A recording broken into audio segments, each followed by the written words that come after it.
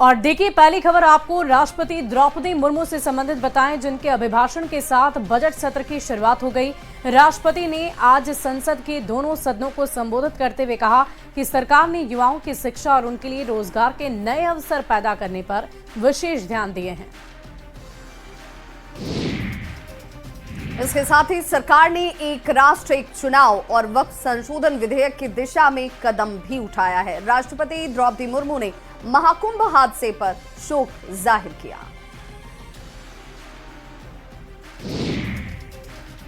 माननीय सदस्यगण, इस समय देश में महाकुंभ का ऐतिहासिक पर्व भी चल रहा है। महाकुंभ भारत की सांस्कृतिक परंपरा का, भारत की सामाजिक चेतना का पर्व है। देश और दुनिया से आए करोड़ों श्रद्धालु प्रयागराज में पूर्ण स्नान कर चुके हैं। मैं मौनो अमावस्या के दिन हुई हादसे पर अपना दुख व्यक्त करती हूँ। घायलों के शीघ्र स्वस्थ होने की कामना करती हूँ। बजट सत्र की शुरुआत से पहले पीएम मोदी ने मां लक्ष्मी को प्रणाम किया और कहा, मां लक्ष्मी हमें सिद्धि और विवेक देती है। गरीब और मध्यम वर्ग पर मां लक्ष्मी की कृपा बनी रहे।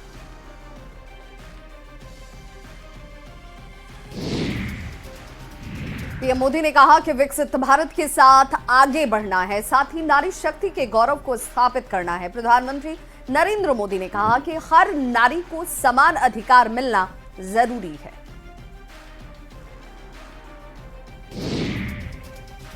कई ऐतिहासिक बिल पर संशोधन को चर्चा होगी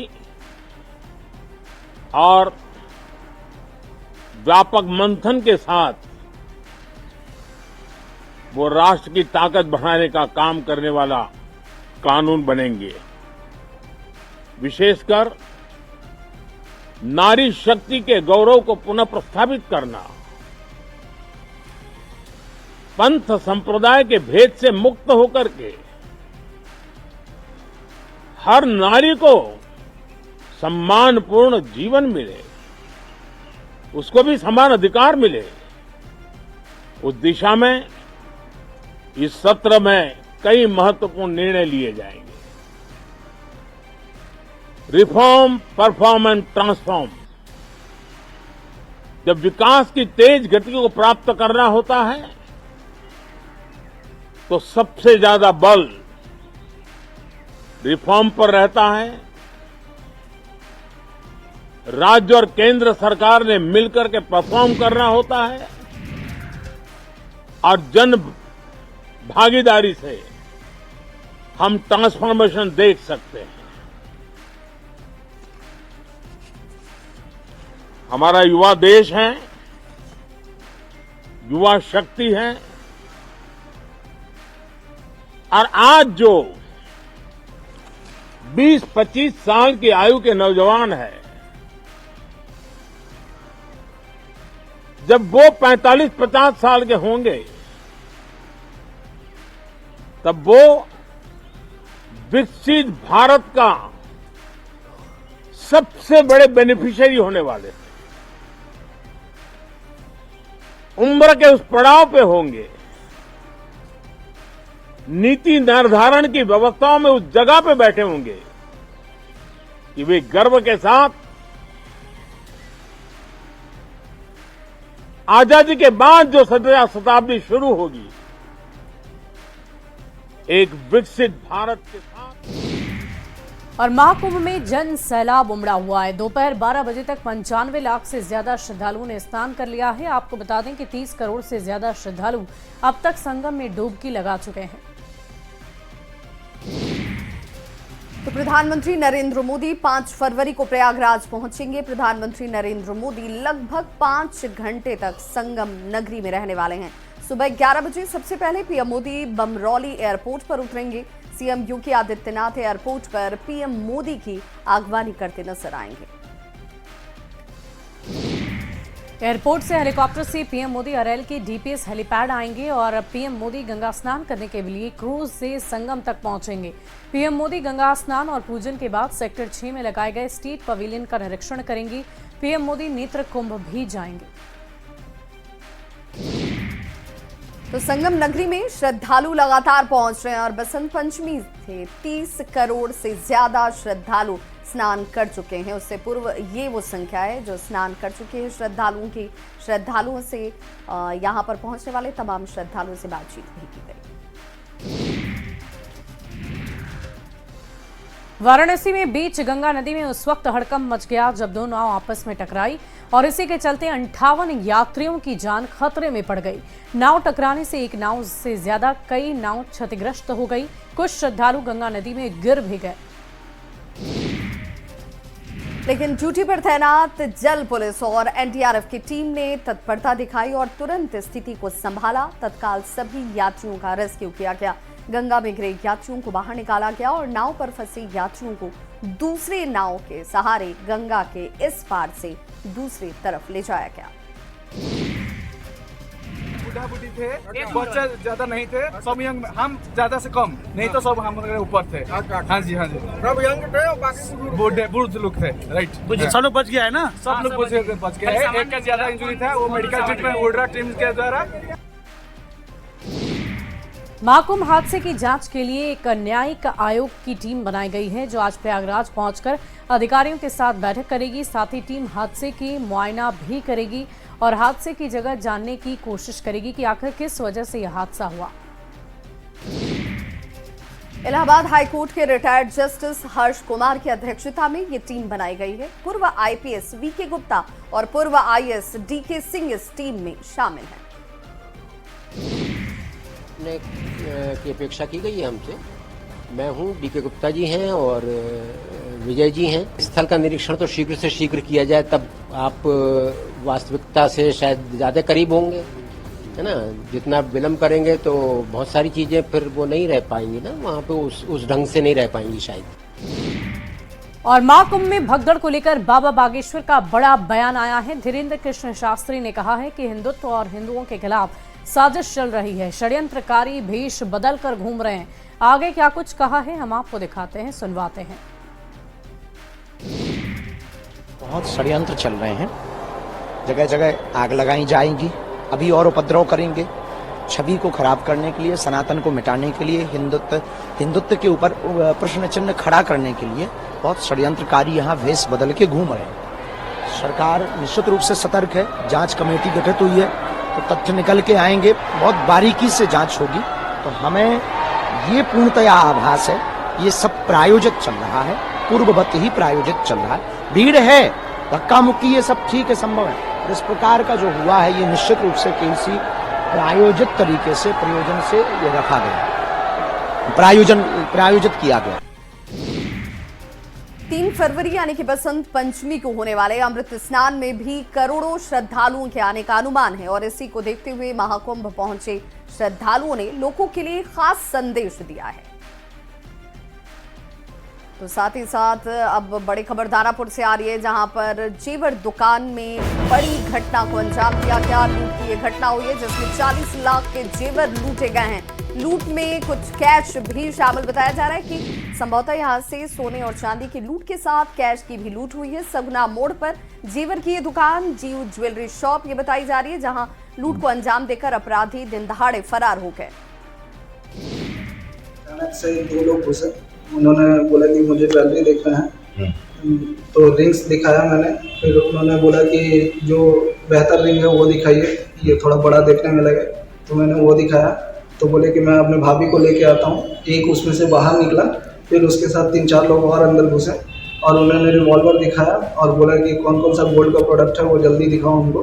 फिर उन्होंने सब 2 बैग लेके आए थे, सब बैग में डाला और फिर ये सब ज्वेलरी, सिल्वर ज्वेलरी भी ले जा रहे थे सब, लेकिन हमने बोला कि ये सब मत ले जाइए, ये सब सिल्वर ज्वेलरी है। तब जाके उन्होंने सिल्वर ज्वेलरी कम से कम छोड़ा, नहीं तो सारा सिल्वर। और बाबा रामदेव का माघ मेला आज बाबा की दूज के अवसर पर मंगला आरती के साथ विधिवत रूप से शुरू किया गया। बाबा की दूज की समाधि के दर्शन करने के लिए देश के अलग अलग कोनों से हजारों की तादाद में भक्त रामदेवरा पहुंचे हुए थे। तो भीड़ को देखते हुए बाबा रामदेव समाधि समिति की तरफ से देर रात 2 घंटे अतिरिक्त समाधि स्थल को खुला रखकर दर्शन करवाया गया। वहीं अहले सुबह 3:30 पर बाबा रामदेव समाधि स्थल के मुख्य द्वार को खोल दिया गया। बाबा की समाधि पर मंगला आरती के साथ ही बाबा रामदेव का मेला शुरू हो चुका है। पूर्व एक्ट्रेस ममता कुलकर्णी को महामंडलेश्वर बनाने पर किन्नर अखाड़े में विवाद बढ़ता ही जा रहा है। खुद को किन्नर अखाड़े का संस्थापक बताने वाले अजय दास ने यह कहा है कि आज किन्नर अखाड़े की महामंडलेश्वर डॉक्टर लक्ष्मी नारायण त्रिपाठी हटाई जा सकती हैं। वहीं किन्नर अखाड़े की महामंडलेश्वर डॉक्टर लक्ष्मी नारायण त्रिपाठी ने न्यूज 18 से फोन पर बातचीत करते हुए ये कहा कि अजय दास परिवार के साथ रहते हैं, ऐसे में उन्हें किन्नर अखाड़े से पहले ही निकाला जा चुका है। उनकी किन्नर अखाड़े में अब कोई जगह नहीं है। 12 बजे के आसपास अजय दास प्रेस कॉन्फ्रेंस करने की बात उनकी तरफ से कही गई थी, जबकि महामंडलेश्वर डॉक्टर लक्ष्मी नारायण त्रिपाठी दोपहर 3 बजे प्रेस कॉन्फ्रेंस करेंगी, ऐसी संभावना है। स्वघोषित संस्थापक अजय दास और लक्ष्मी नारायण आमने सामने की लड़ाई लड़ रहे हैं। जेडीयू सांसद संजय कुमार झा ने कहा है कि कल पेश होने वाले देश के बजट से बिहार को काफी उम्मीदें हैं। उन्होंने कहा कि पिछली बार भी प्रधानमंत्री ने बजट में बिहार का विशेष तौर पर ख्याल रखा था। इस बार भी उम्मीद है कि बिहार को बजट में विशेष कुछ हासिल होगा। कल पेश होने वाले देश के बजट पर डिप्टी सीएम विजय सिन्हा ने यह कहा है कि कल का बजट 21वीं सदी के विकसित भारत का बजट होगा। यह बजट किसान, युवा और महिलाओं के हित में होगा।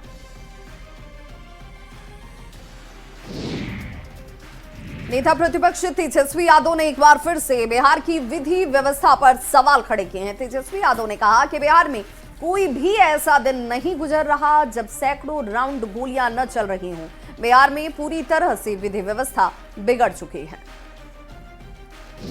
सासाराम से कांग्रेस सांसद मनोज कुमार पर हमले को लेकर आरजेडी ने राज्य भर पर निशाना साधा है। आरजेडी के मुख्य प्रवक्ता शक्ति यादव का ये कहना है कि जातिवादी गुंडों ने हमला किया है, लेकिन इस सरकार में ऐसे तत्वों को संरक्षण दिया जा रहा है। उस पर कड़ी कार्रवाई होनी चाहिए थी, लेकिन कहीं दिखा ही नहीं। कई लोग तो उसको संरक्षित करने का प्रयास किया, वरना अगर कोई अन्य होता तो प्राइम टाइम बन जाता 10 टॉप में देश भर में। लेकिन बेचारा भलाई दलित का बेटा, इसका संज्ञान कौन ले।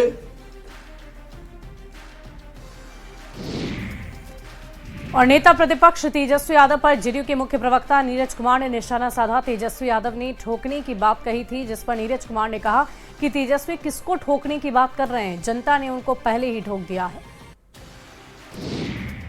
कार्यकर्ता दर्शन यात्रा में विपक्ष के नेता माननीय तेजस्वी यादव ठोक ठाक और ठोकने की बात कर रहे हैं।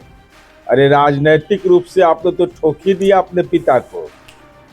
माननीय लालू प्रसाद जी को टिकट बांटने में उनकी भूमिका को नकार दिया।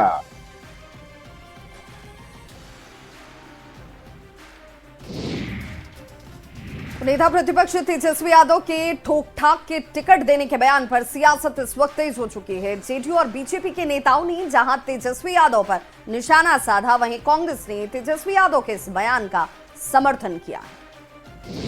राष्ट्रीय जनता दल का चाल, चरित्र और चेहरा सब लोग जानते हैं। तेजस्वी जी पार्टी में अपने पिताजी की संस्कृति और संस्कार को आगे बढ़ा रहे हैं। तेजस्वी जी भले ही अपनी वर्तमान यात्रा को कार्यकर्ता दर्शन संवाद यात्रा का नाम दे दें, लेकिन उसके पीछे उनका उद्देश्य टिकटार्थियों से मोल भाव कर टिकट को बेचना ही है। और शायद इसी परिप्रेक्ष्य में तेजस्वी जी कह रहे हैं कि इस बार ठोक बजाकर टिकट देंगे। जेडीयू पहले अपनी चिंता करे, अपनी पार्टी को बीजेपी से बचाए, मुख्यमंत्री की कुर्सी सुरक्षित रखे, यही बहुत है। आदरणीय लालू प्रसाद जी श्री तेजस्वी यादव जी की चिंता छोड़ दें। नेता प्रतिपक्ष सीधा सीधा ये कहना चाहते हैं कि हम उन कैंडिडेट को टिकट देंगे जो जीतने की क्षमता है, जिसको जनता जानती हो, जो जिसके लिए जनता के मन में वेदना हो, जो जनता के लिए काम करना चाहते हो, जनता के बीच से चुन के वैसे कैंडिडेट को चुन के लाएंगे और ठोक बचा के उनको टिकट देंगे ताकि वो जीते। छपरा की सहजीतपुर जीवर दुकान लूट मामले में पुलिस के हाथ अब तक खाली हैं। जांच के लिए एसआईटी का गठन किया गया। टीम अलग अलग इलाकों में छापेमारी कर रही। सहजीतपुर के कोल्हुआ बाजार में अपराधी प्रियंका ज्वेलर्स से 20 लाख रुपए के गहने की लूट ले गए और इसी दौरान अपराधियों ने फायरिंग भी जमकर की है। गोली लगने से एक दुकानदार घायल हुआ। पुलिस सीसीटीवी फुटेज को खंगाल रही है। बाइक पर 4 जो अपराधियों के आने की सूचना मिली है, जिसमें कि वो हेलमेट लगाए हुए हैं और वहाँ प्रियंका ज्वेलर्स और बर्तन भंडार है, जिसमें कि उन्होंने कुछ सामानों की लूटपाट करके गोली चलाते हुए वहाँ से भाग गए हैं। तो इस पर जो है तत्काल सूचना मिलते ही एफएसएल की टीम सब लोग वहाँ पहुँचे, हम भी वहाँ पे गए और उसमें छानबीन की जा रही है। एसआईटी का गठन किया गया है, बहुत जल्दी इस पर हम लोग खुलासा करेंगे। अगली खबर आरा से, जहां अपराधी बेखौफ हो चुके हैं। यहां बीते 72 घंटे में अपराधियों ने अलग अलग थाना क्षेत्रों में 8 लोगों को गोली मारी, जिनमें 3 लोगों की मौके पर ही मौत हो गई, जबकि 5 को अलग अलग अस्पतालों में इलाज के लिए भर्ती कराया गया। अगली खबर गया से है, जहां मालगाड़ी से अचानक धुआं निकलने लगा। मालगाड़ी की 20 बोगी में कोयला लदा हुआ था। आग लगने के बाद पहाड़पुर स्टेशन के पास मालगाड़ी को रोका गया, जिसके बाद फायर ब्रिगेड ने आग पर काबू पाया। बड़ा हादसा होते होते टल गया।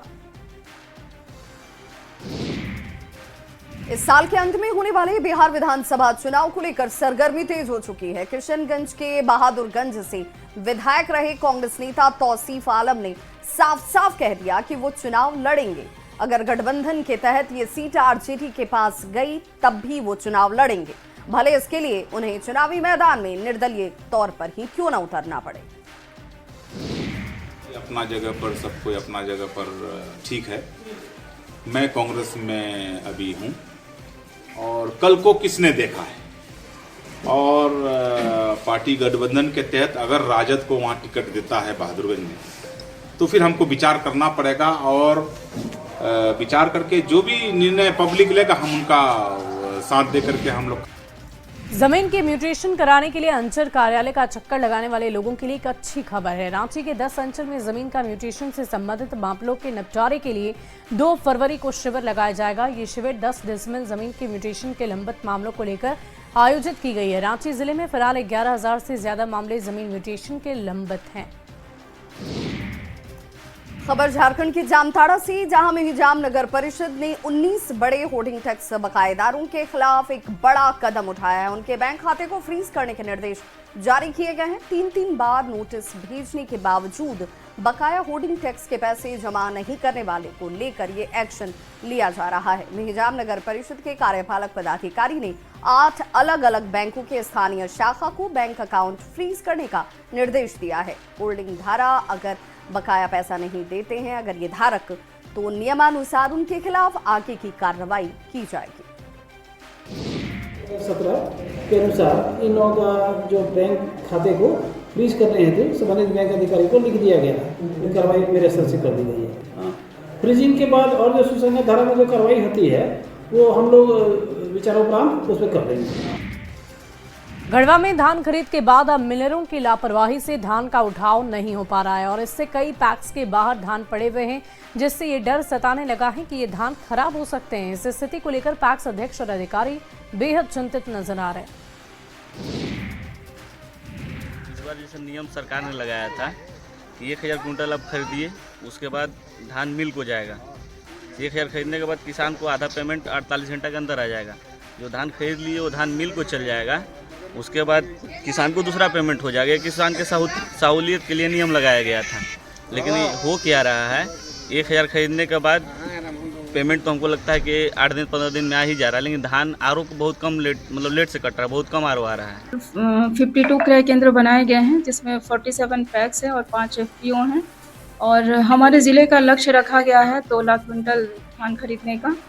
अब तक 1245 किसान से 1,06,428 क्विंटल 94 kg धान की खरीदारी की जा चुकी है।